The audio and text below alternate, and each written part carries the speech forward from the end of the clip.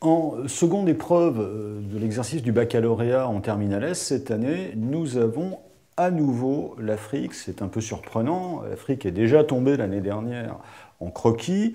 Cette fois-ci, elle retombe de façon différente avec une étude de documents qui, heureusement, n'est pas très difficile à mener à condition d'avoir quelques connaissances nécessaires. Alors comme toujours dans une étude de documents, on avait là 2 documents. Il faut bien trouver l'équilibre entre comprendre ce qui est écrit dans les documents sans tomber dans la paraphrase et être capable d'ajouter quelques petites connaissances personnelles qui ne figurent pas dans les textes mais qui sont utiles au traitement du sujet.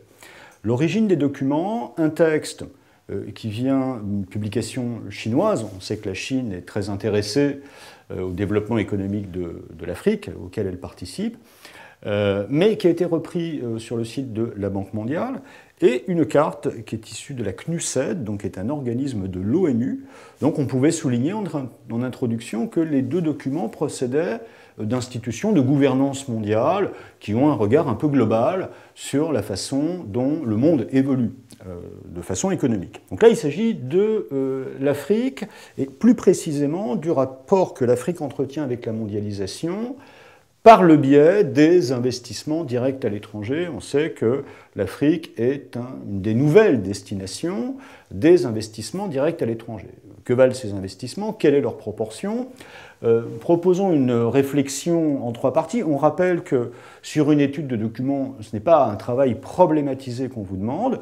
On vous demande 2 ou 3 paragraphes qui sont argumentés, qui sont assez bien reliés entre eux. Et là, vraiment, le sujet s'y prêtait, puisque, dans un premier temps, il était pertinent de commencer par le début du texte, qui insiste sur un certain décollage de l'Afrique, donc c'est la première partie du document écrit, en insistant sur la progression des investissements directs à l'étranger, qui sont effectués depuis un certain nombre d'années et qui ont largement progressé au XXIe siècle, pour atteindre une somme de 60 milliards de dollars par an. Alors on se félicite de l'augmentation de ces investissements et il était vraisemblablement recommandé dans cette première partie d'indiquer peut-être d'autres éléments qui montraient que l'Afrique était sans doute en phase de décollage économique. Rappelez par exemple les taux de croissance de certains États comme le Nigeria ou le Kenya qui sont des taux de croissance quand même élevés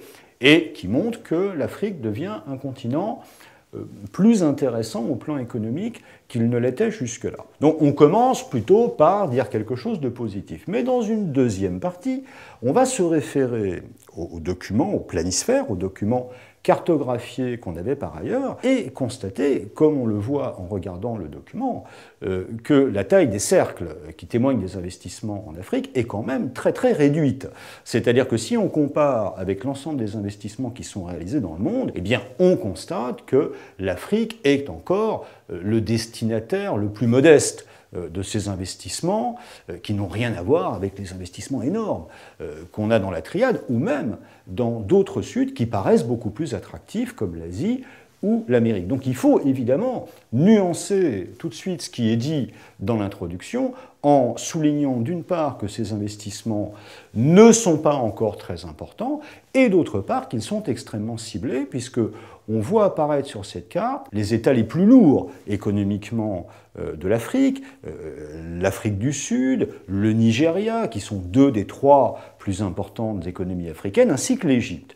On remarque par ailleurs que d'autres États ne sont pas récepteurs d'investissements, ou en tout cas d'investissements très faibles, qui n'apparaissent pas sur la carte, comme par exemple les États de la région sahélienne, du Mali, du Niger, qui ne reçoivent pour ainsi dire pas d'investissement.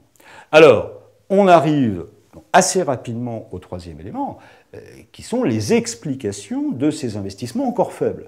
Et là, la deuxième partie du texte, donc on revient au premier document, nous permet d'y répondre.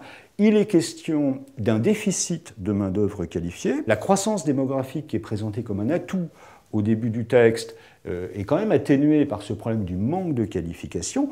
On pouvait rajouter très utilement à ce moment-là que, par surcroît, la main-d'œuvre qualifiée en Afrique est souvent attirée par le fameux brain drain, c'est-à-dire le départ de l'Afrique, et donc quitte le continent africain. Le deuxième problème est celui des infrastructures. On a un pays qui est insuffisamment équipé en réseau routier, en réseau portuaire. Et ça, ce n'est pas le rôle des investissements étrangers de le faire, c'est plutôt le rôle des États africains eux-mêmes ou de l'aide publique au développement. Donc il y a encore des faiblesses, et on pouvait en mentionner d'autres.